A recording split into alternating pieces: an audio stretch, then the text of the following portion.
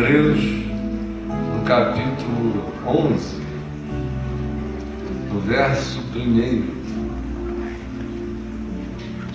nós lemos: ora, sem fé, ora a fé é a certeza das coisas que se esperam e a firme convicção de fatos que se não vê. Verso 6: de fato, sem fé é impossível agradar a Deus. De fato, sem fé é impossível agradar a Deus, porquanto é necessário que aquele que se aproxima de Deus creia que Ele existe e que se torna o galardoador de todos aqueles que o buscam. Ora, sem fé é impossível agradar a Deus.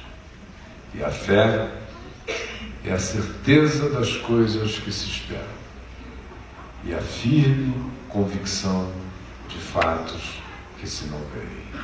Agora olhem todos vocês aqui para mim. Antes disso, eu estou notando que a criançada está inquieta, porque eu esqueci de avisar que a Daniela vai ficar com as crianças. Os pais podem encaminhar os seus filhos, por favor, com a Daniela, lá na classinha de Jesus, tá bom? Então olhem aqui para mim agora que o movimento que eu detectei está identificado.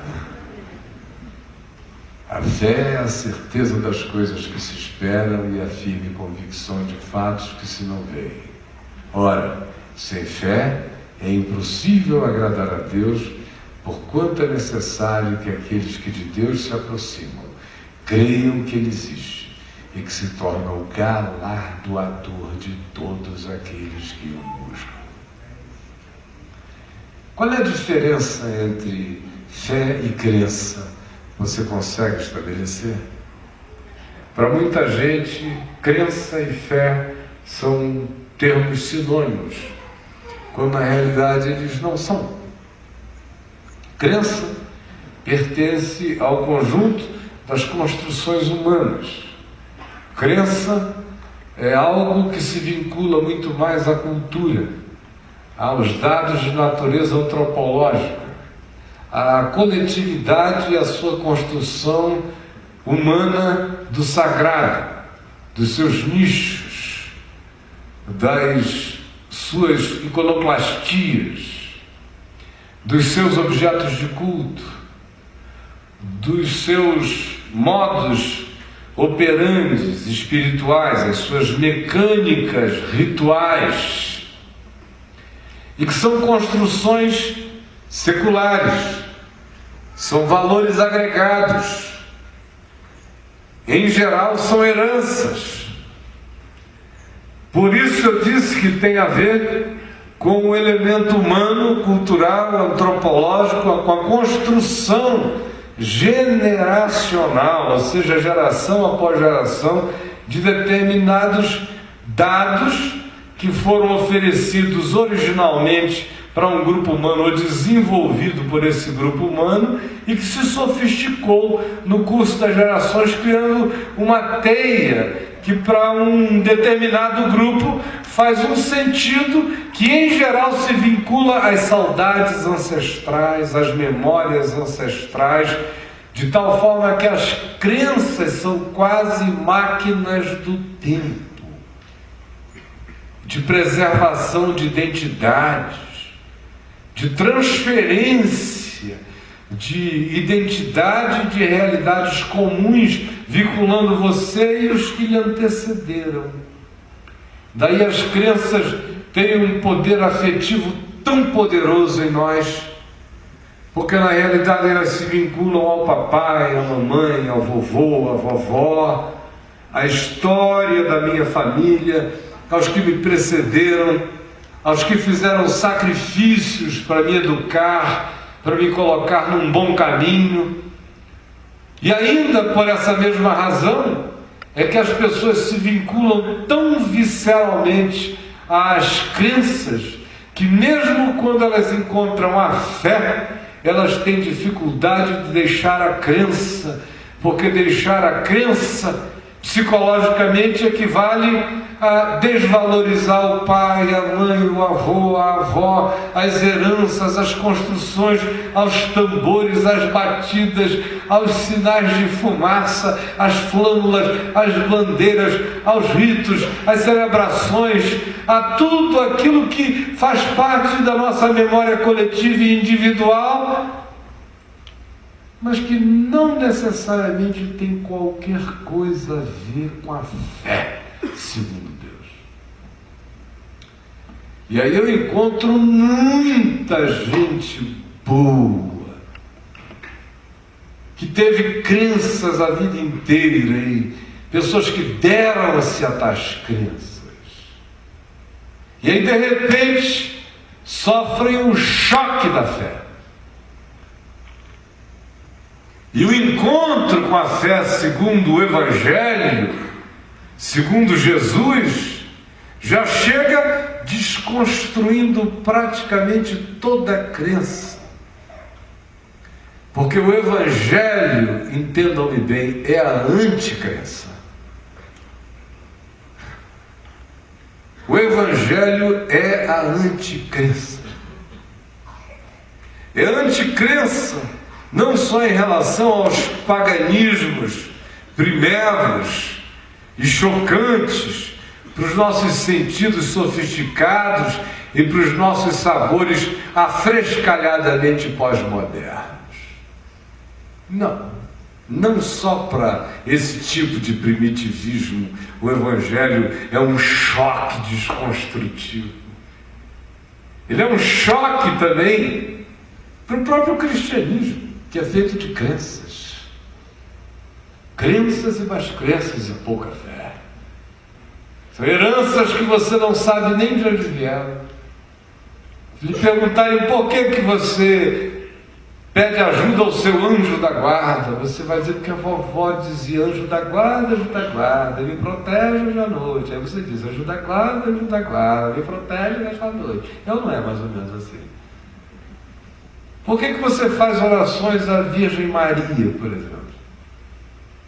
Aí você diz, porque a vovó fazia, a mamãe fazia, todo mundo fazia, todas as mulheres boas da minha casa faziam, então você faz, porque tudo que a mulher boa na sua casa fazia, e a mãe de Jesus, Maria, é uma mulher maravilhosamente extraordinária e boa. Então, pelo vínculo de afetividades, eu vou do amor da tataravó, passa pela avó, passa pela mamãe, chega em Maria e eu estou aqui.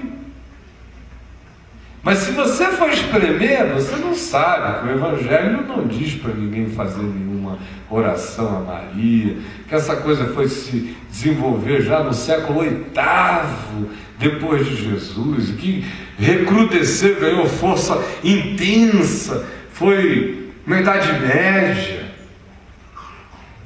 Você não sabe, não tem nada a ver com o Evangelho. Quer ver uma crença? Tola, não fede nem cheira, não muda a vida de ninguém, nem para o bem nem para o mal, mas é uma crença de que Maria foi virgem antes, durante e depois de ter Jesus. Tem gente que realmente quer cortar o barato de Maria, não querem deixar Maria ter prazer, dizer José, meu amor, vem cá, hoje eu vou te pegar. Pelo amor de Deus, qual é o problema de Maria ter tido essa alegria? Não é essa alegria que você pede? A Maria? Tem um monte de gente pedindo a Maria, Maria, faz o meu marido me querer. Mas Maria, coitada, não pode ter tido o borogodó dela. Mas é uma crença religiosa, não tem nada a ver com o Evangelho. O Evangelho de Mateus diz que José é o marido de Maria, que não era bobo nem nada, era só paciente. E de uma generosidade enorme. Tá bom, deixa o filho primeiro via de Deus, não tem problema. Agora, o texto de Mateus diz, José não a possuiu, no sentido bíblico, enquanto que é uma palavra idiotada que vocês gostam muito de usar, não sei porquê, a palavra enquanto advogado, enquanto médico, enquanto literato, enquanto não sei o que, me dá vontade de enfiar um enquanto em algum lugar em ti, porque é um ser esquizofrênico esse que usa enquanto. Eu não sei o que é enquanto, eu só sou o Caio, eu não tenho o Caio enquanto pastor, enquanto não sei o que, enquanto não sei o que, enquanto legião é o meu nome porque somos muitos. Não, só tem um Caio aqui, serve para tudo.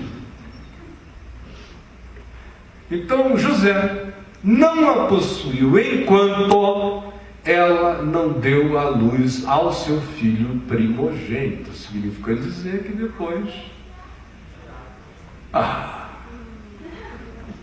Tiago não é o irmão de Jesus, o Tiago que escreveu a epístola? Judas que escreveu a epístola não é irmão de Jesus? É porque José teve noites de extrema alegria. E tem outros, não vivem aqui entre nós os seus irmãos e as suas irmãs. Foi prolífera a coisa, mas a crença não deixa você pensar nisso. Alguma vez na vida você já pensou em Maria gemendo de prazer, feliz diante de Deus, dizendo obrigado, meu Deus, pelo gozo de ter esse marido santo? Ninguém aqui teve esse espetáculo. Você pensa na Brigitte Bardot, os da velha guarda. Os mais modernos jogam com as ninfetas presentes. Crenças. Eu dei algumas crenças cristãs para nós. Quer ver uma outra crença cristã, não católica, mas evangélica? De que o diabo não entende e não conhece os nossos pensamentos. É uma crença evangélica. Quando eu me converti, os caras me diziam assim: não ore em voz alta o que você não quiser que o diabo saiba. Então você ora em silêncio, ora em línguas. Mas eu nunca consegui acreditar nessa história. Eu sempre acreditei em telepatia. A vida inteira, eu sempre acreditei que os homens desenvolveriam logo máquinas que leriam o pensamento com eletrodo, como agora está prometido para pouco tempo adiante de nós. Então eu digo, eu que sou uma porcaria, que só tenho 18 anos naquele tempo, não vivi nada, já olho para um monte de gente, sei o que elas estão pensando. Imagina se eu fosse o diabo, não precisava nem ser anjo, bastava ser um homem com a inteligência mínima que eu tenho, exposto à civilização humana de modo global, que eu iria ser o diabo. Mesmo que eu não lesse o pensamento de ninguém, está na cara. Agora, pensamento é código em frequência energética captável. E os equipamentos estão sendo preparados para essa leitura. Não tem nada misterioso num processo de pensamento quando ele já está no cérebro, quando ele já está rodando no hardware, na caixa mecânica.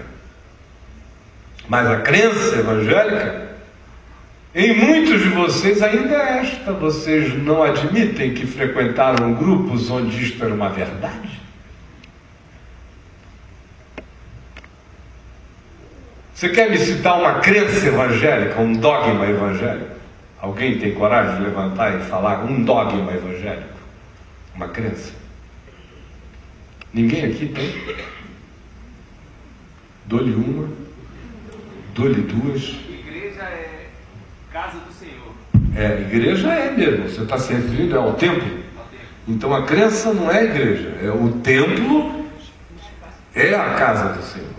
Você veja como a crença entrou em você, né? Até na hora de construir e de elaborar, você construiu com a crença, não com a factualidade da fé.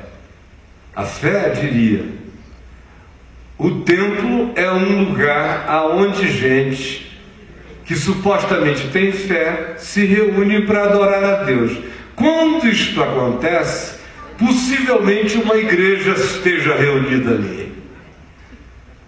E se estiverem 2 ou 3 reunidos ali, em amor e em sinfonia, ali é a igreja, porque Jesus disse: eu ali estou no meio deles. Isto é a fé. A crença é: o templo, prédio consagrado ao grupo de sócios da denominação, vira Casa de Deus, por causa disso, vira loja maçônica celestial. É a crença. Quer ver outra crença evangélica?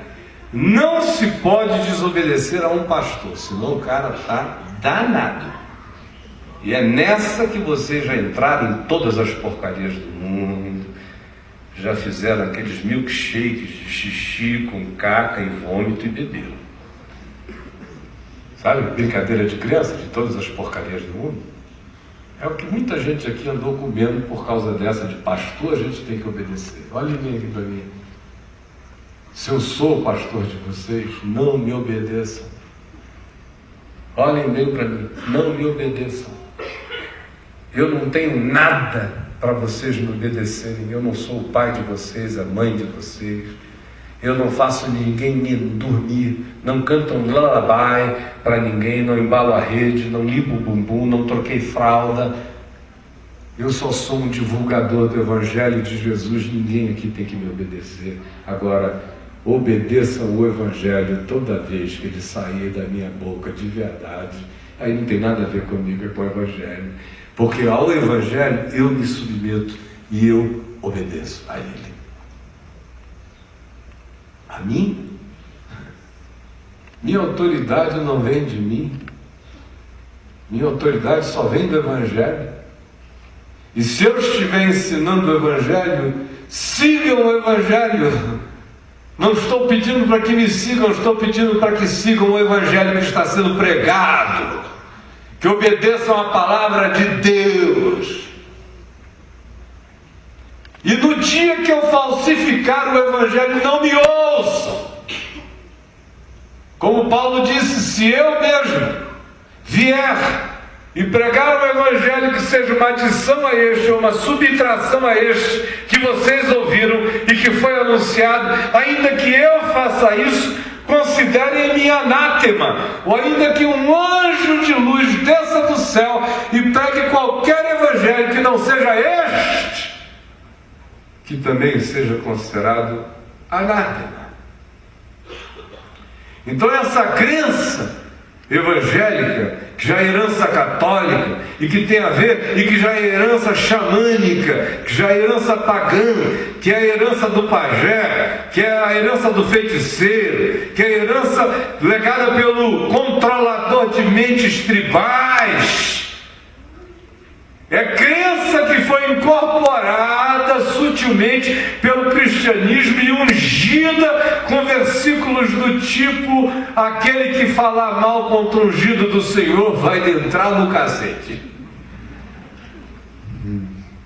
E aí fica esse bando de ungidos do Senhor, de um outro Senhor, ungidos com óleo queimado de avião,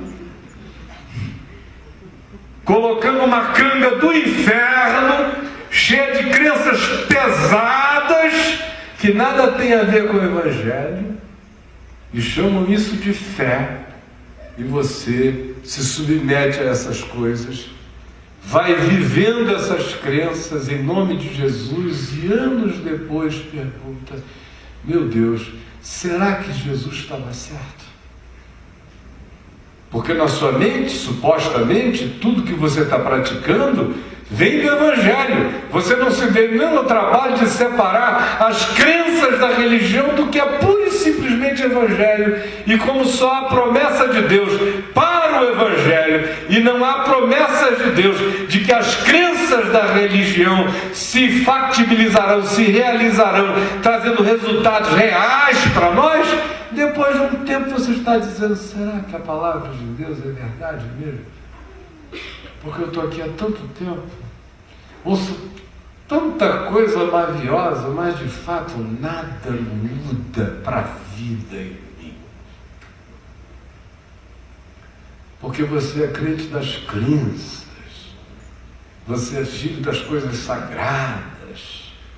As crenças são fenômenos que criam os elementos sagrados. Como eu já lhes ensinei aqui, o sagrado é um fenômeno humano, o santo é.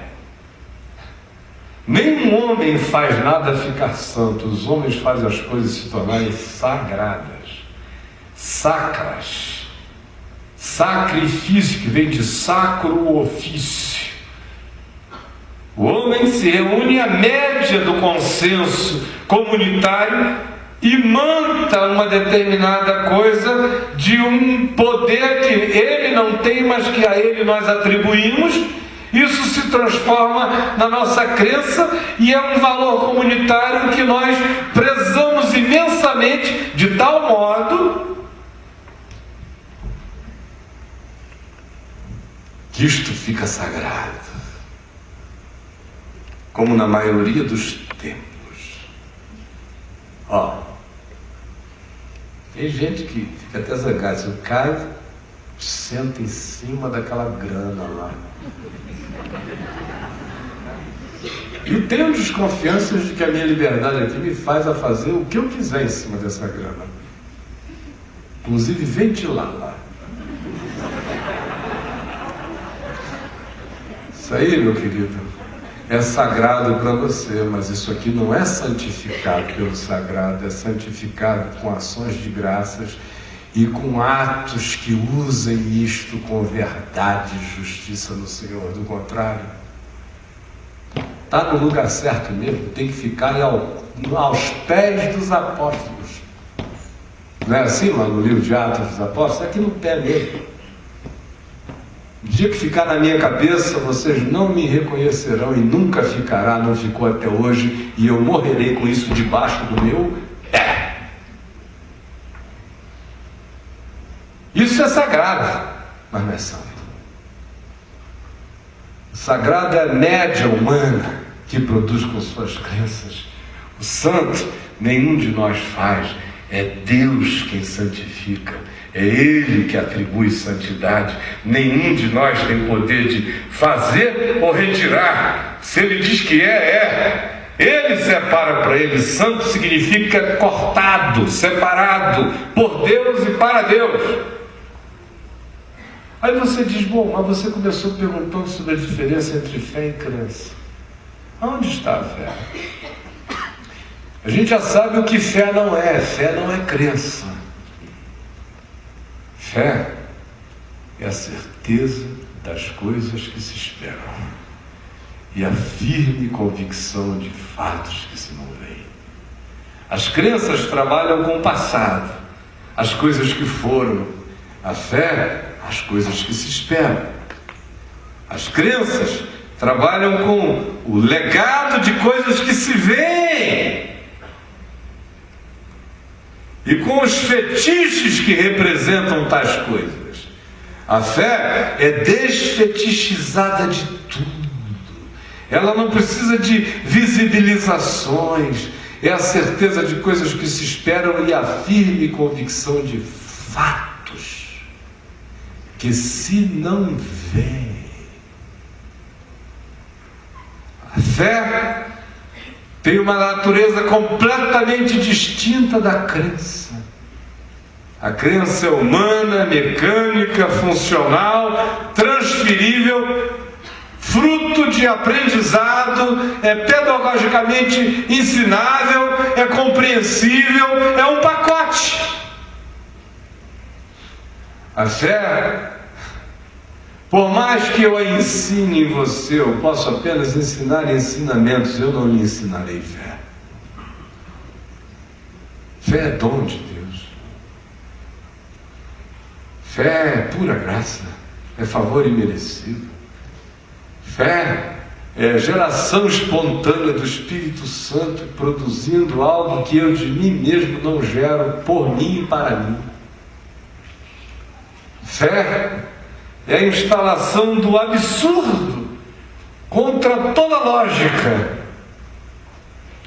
Fé é a admissão de mundos que a nossa sensorialidade não tange, não pega, não toca, não vê, não ouve. Fé é a convicção de fatos que não estão disponíveis para qualquer mensurabilidade estatística, científica ou para as repetições. Fé é a certeza de coisas que eu mesmo muitas vezes não sei, nem sei quais são, mas eu espero como conceito do bem.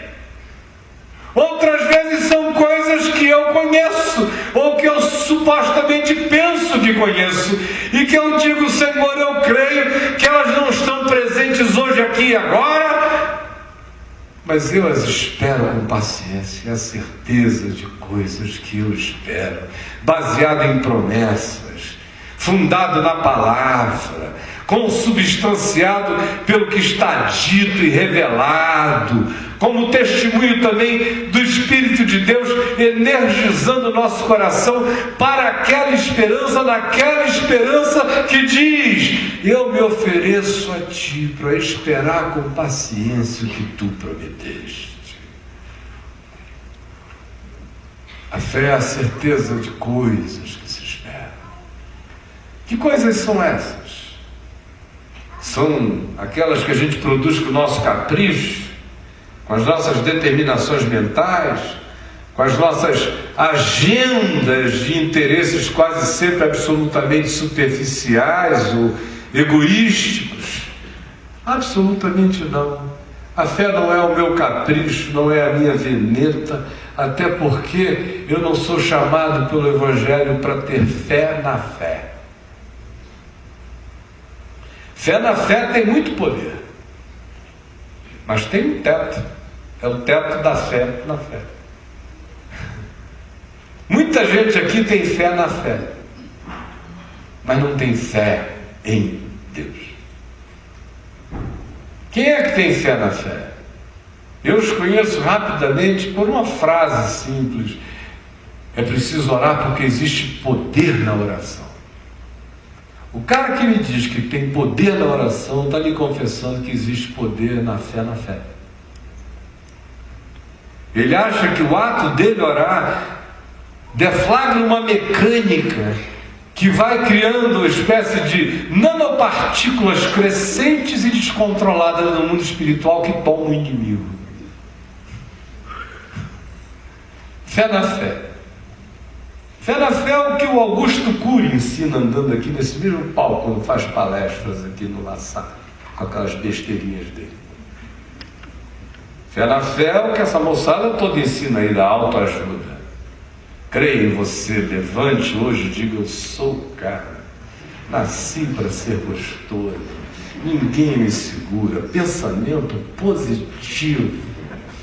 Aí lá vai você, igual o Collor de Mello, marchando assim, naquele tempo que ele era presidente neurolinguista. Lembram dele? Aquele surto neurolinguista, mudou o nome e tal, e andava assim, igual um passo de ganso, marchando. Lembram daquele tempo?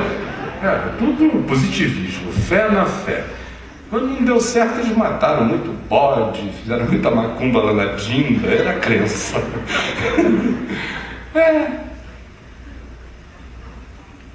Mas fé na fé tem poderes poderosos. Gera, por exemplo, pode gerar paranormalidade. Se você ficar concentrado,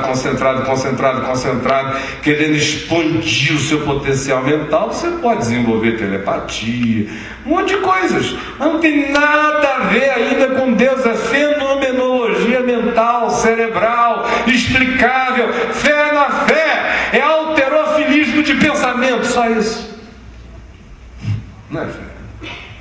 Não faz o sol parar, não faz a muralha de Jericó cair, não abre o mar vermelho, não faz o Jordão coagular-se lá em cima na cabeceira, não faz os exércitos de Sinaqueribe terem 185 mil oficiais selecionadamente mortos pelo anjo do Senhor durante a madrugada e amanheceram mortos.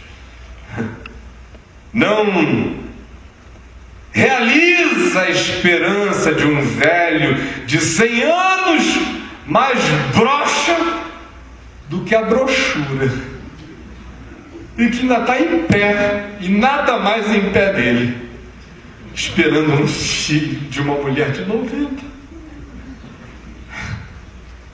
Fé na fé não faz bebê a essa altura da vida.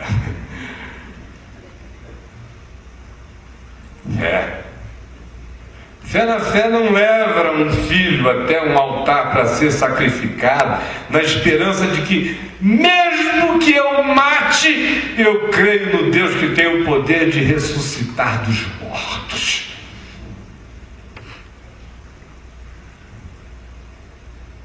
Mas a fé na fé tem muito poder. Ela ajuda até na hora do câncer. Ou da doença no hospital. Hoje em dia se sabe que doentes com estado mental positivo têm muito mais tendência a ficarem curados.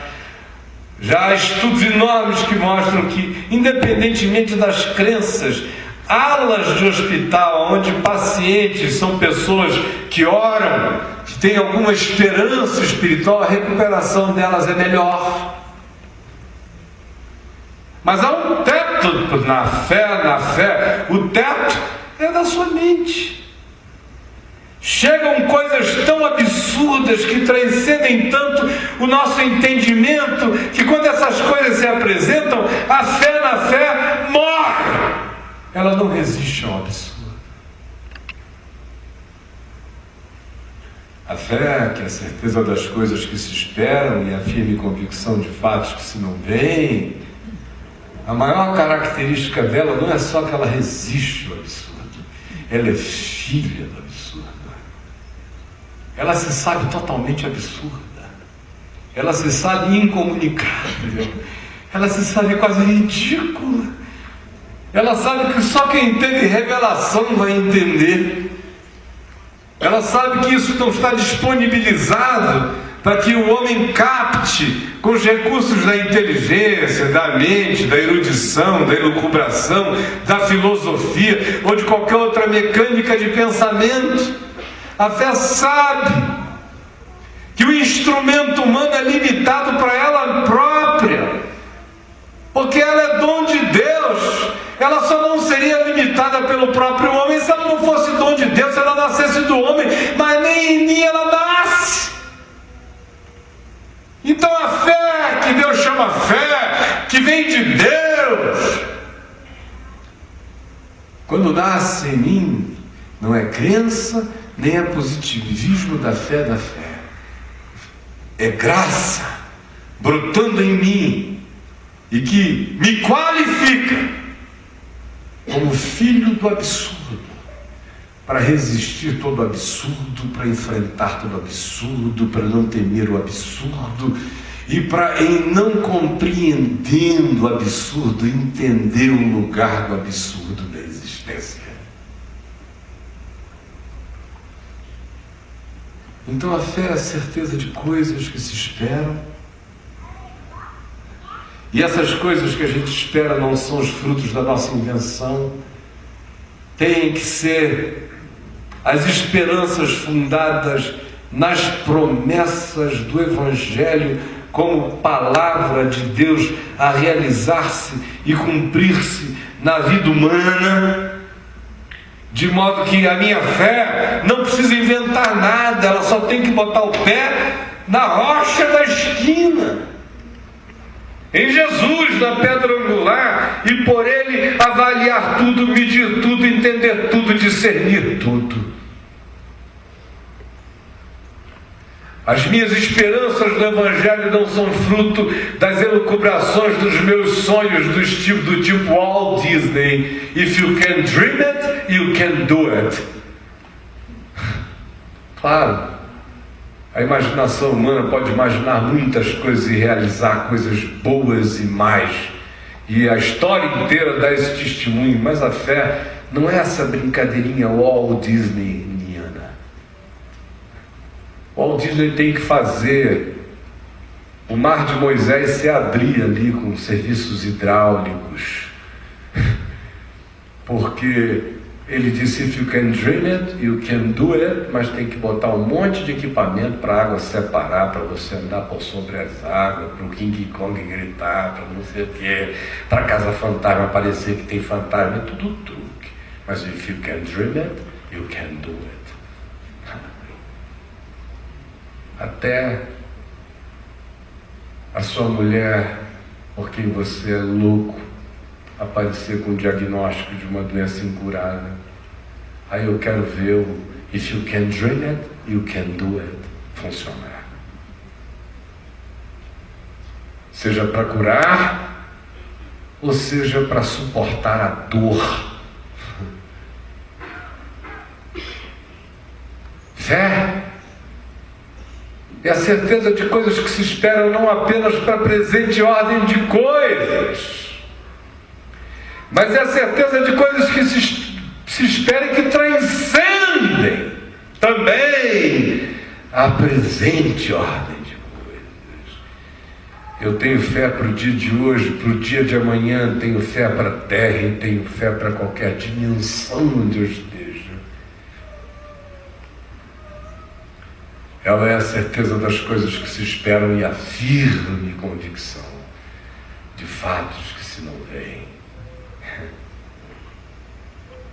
Há 3 meses da morte do meu pai, em setembro de 2007, eu estava tomando café da manhã lá em casa, como acontecia todo dia às 8 horas da manhã, casa dele em Manaus, com a minha mãe e o amigo nosso e motorista dele, à época, que cuidava dele, o Gildo. E o Gildo, muito falante, muito alegre, chegava toda manhã ali com 1000 notícias de jogo, de quem ganhou quem, ou de política. Ele é super bem informado, o Gildo.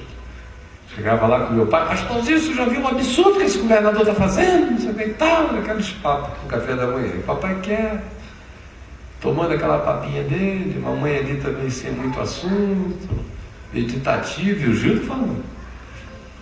E o papai disse que já estava tão acostumado a esse rito matinal, que nessa manhã ele está lá naquela papa dele, ele não enxergava quase nada, de modo que era só periferia aqui, tomando, concentrado na papinha. Aí nisso ele ouviu aquela gritaria assim: tá preso, não sei o quê, não se mexe, não levanta a mão senão atiro. Aí ele falou assim: eita, que o pastor Rai está chegando animado hoje aqui para brincar com o Gildo. O Rai é um pastor presbiteriano, nosso filho na fé, que mora na mesma rua dos meus pais, 3, 4 casas adiante, que o visitávamos e visita minha mãe hoje todas as manhãs. E é muito brincalhão, e chegava lá e era capaz de chegar com o Gildo numa brincadeira daquela: oh, não se mexe senão eu atiro, aquela coisa de jovem. Aí papai continuou na sopinha dele, papinho. Eita, que o Rai está animado hoje. E o Gildo estranhamente ficou calado, ele pensou, né? E continuou tomando. De repente, a gritaria continuando, e ele noutra. Aí ele ouviu a voz da minha mãe dizendo: parem com isso em nome de Jesus. Ele botou os óculos assim, olhou para a mamãe.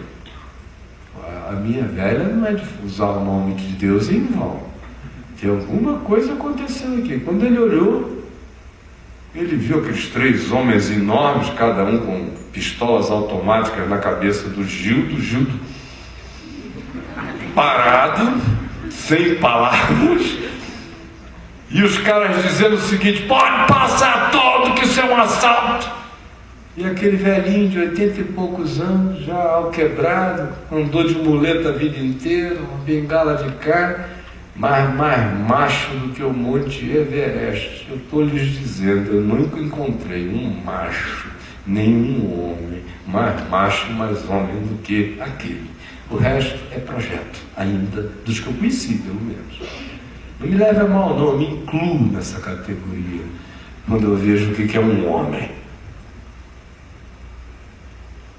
Em relação a tudo, a vida, a morte, a alegria, a dor, as gravidades da vida, a Deus, ao próximo.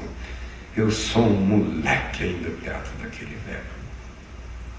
Aí, quando ele ouviu aquilo e viu aquela cena, ele fez aquilo que quem o conhece lá em casa saberia que seria a única coisa natural que ele faria. Como, sinceramente falando, que Deus me livre disso, mas se acontecer, não tem outra alternativa a não ser partir para as cabeças, em nome de Jesus, do mesmo modo que a minha constituição não é outra. Quando ele viu aquilo, ele pegou a moletinha dele, já foi assim, pulando da cadeirinha, aquele toquinho de nada, e a pessoa vai ficando velha, vai ficando menor, né?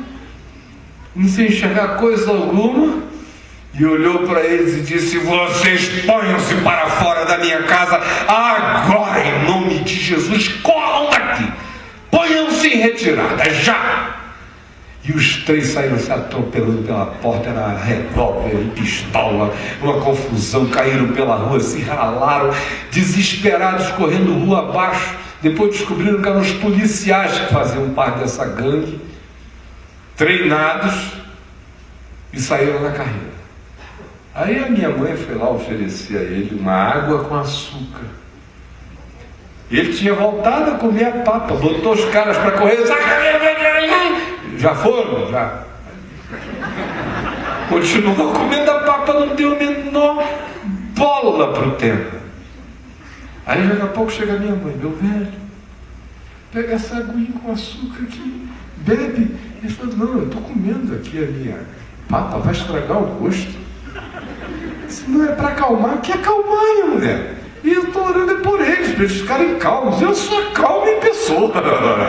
Água com açúcar, para quem vive bebendo água da vida.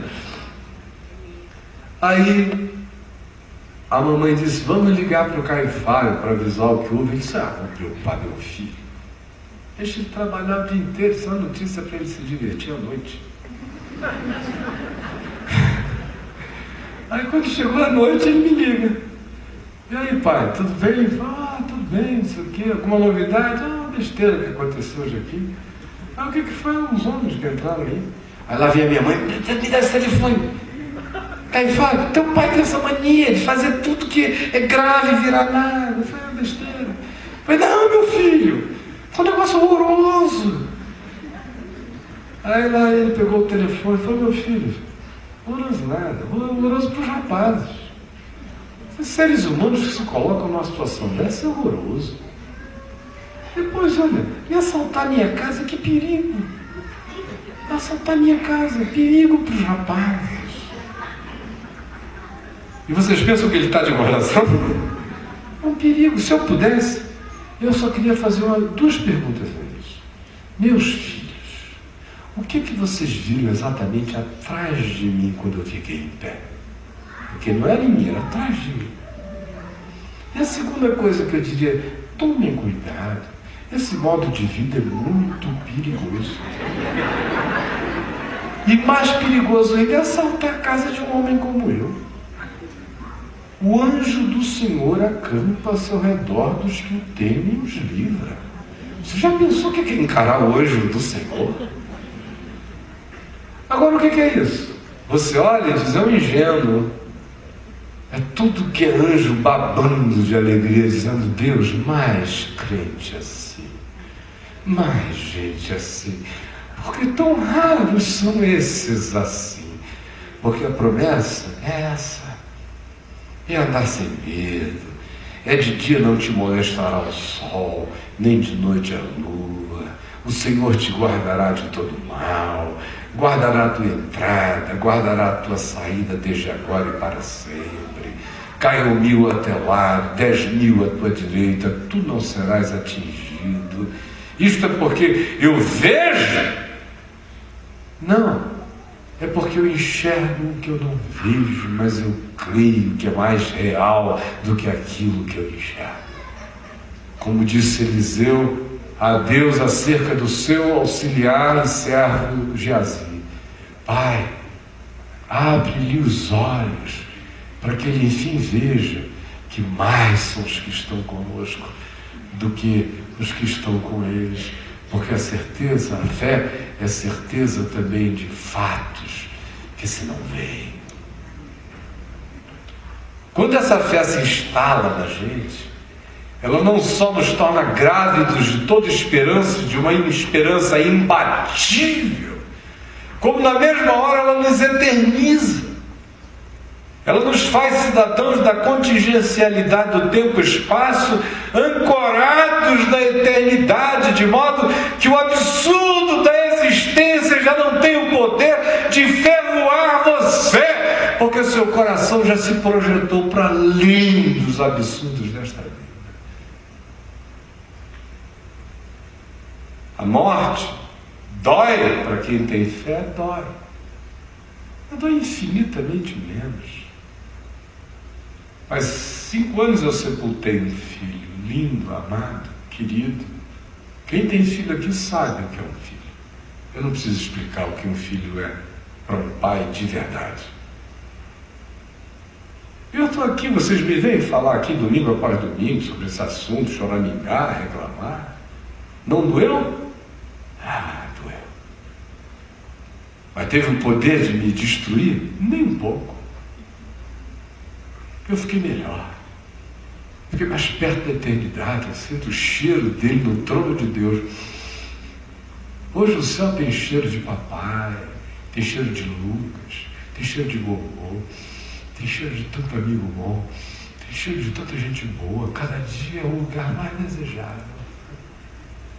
Coisas que se esperam, fatos que se não veem.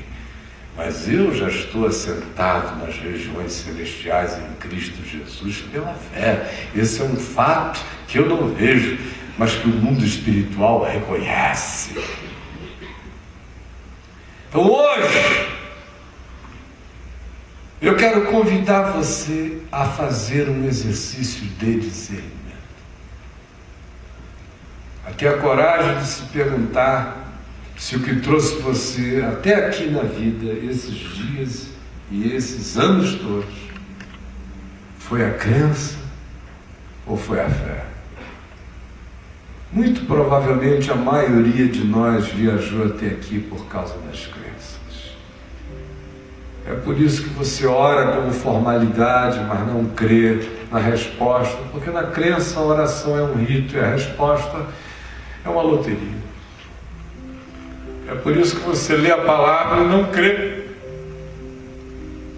Porque você é ensinado a praticar não a palavra, mas as doutrinas da igreja. E elas não foram criadas por Deus, são invenções humanas. Aí não funciona. Aí você foi ensinado a crer na igreja, especialmente nesses dias, nessa igreja imacumbada e feiticeira, que se você confessa o nome de Jesus, você não é atropelado, o carro não bate na tua traseira, teu avião não cai, o chefe que perseguir você vai ter problema no fígado, todo concurso que você fizer você vai passar, afinal você é cabeça, você não é cauda. Afinal o evangelho ensinado a você não é o de Jesus, é de um outro que diz: porque o Filho do Homem não veio para servir, mas para ser servido e carregado no andor por todos. Esse é o Cristo de vocês. Esse Cristo viado, frouxo e fresco, não serve para ser meu Deus. Eu, se Cristo, dou de tapa na cara dele, boto para correr em nome de Jesus, o Jesus dos evangelhos. Em nome de Jesus eu estou botando todo o Cristo de igreja para correr. Só fica o que for Jesus, o ressuscitado de entre os mortos, aquele acerca de quem o Pai disse: eis o meu Filho amado em quem eu me comprazo. Esse é meu todinho. Agora, esses outros falsos cristos das nossas igrejas, sinceramente, não me venham anunciá-los, que eu estou botando para correr a fantasia.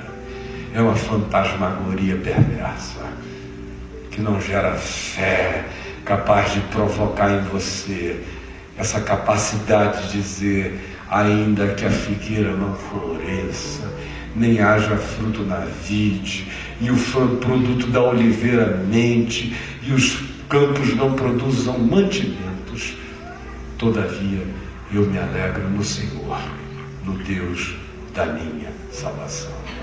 Quem é você? Filho da crença ou filho da fé? Filho da religião ou filho do evangelho? Filho dos sacerdotes, das culturas, dos dogmas sociais, antropológicos e religiosos, o filho da simplicidade do evangelho, do encontro de amor com Deus, da experiência de quem se atolou em Deus, comeu Deus, lambeu Deus e foi engolido por Deus, virou o canguruzinho de Deus e vive na bolsa de Deus, no refúgio do Altíssimo. Esse diz: nem mal me sucederá. Não é porque eu não fique doente, é porque a doença não é o mal é o que atinge a minha mente, é o que atinge o meu espírito, é o que me desvia da esperança. Nenhum mal me sucederá. Eu vou ficar intacto, só vou crescer. Eu vou ficar um velho lindo. Sabiam disso? Enrugado, quebradinho, corcundinho, lindo. Deus ainda vai me dar a graça de viver mais umas décadas. Não é por mim, não. Minha mulher sabe que o meu coração está na eternidade. É só por causa do mundo mesmo, do mal desse tempo, que eu tenho pedido a Ele um prazer mais. Mas eu quero ter a alegria de virar um velhinho lindo de Deus, todo fraquinho e poderoso, todo sem voz e com as cataratas do aço da eternidade jorrando de dentro de mim. Sem força para carregar um bisneto, mas com força na fé para carregar a família toda.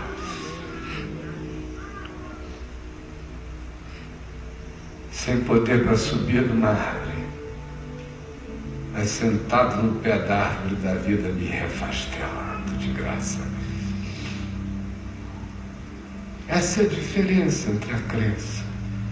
A crença te pede, te ensina no máximo a pedir uma boa morte. A fé diz: você já passou da morte para a vida. Creia e você viverá. Vamos ficar em pé, em nome de Jesus. Mais que vencedor. Vamos dar as nossas mãos. A gente termina em 1 minuto. Faltam 5 para as 8.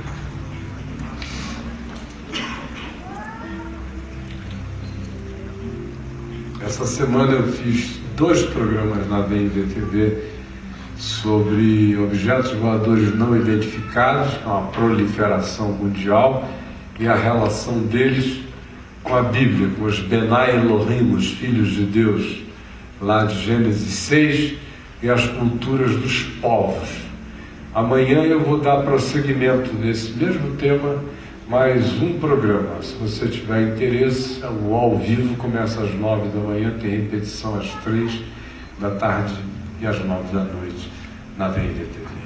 Vamos orar juntos então, tá bom? Vamos orar sem crença, com fé, a oração que o Senhor Jesus nos ensinou. Ela é o melhor exemplo de como ela pode ser repetida com crença mágica, sem fé, só com magia. E como ela pode ser orada com fé, pensando-se cada coisa, tendo significado em cada frase, chamando cada frase para a vida da gente, e de oferecendo-se a Deus, dizendo: eu quero ser resposta a essa oração do que me diz respeito. Porque no mais do que diz respeito a Ti, eu sou prova viva de que Tu és fiel. Pai nosso que estás nos céus, santificado seja o Teu nome. Venha o Teu reino, seja feita a Tua vontade, assim na terra como nos céus.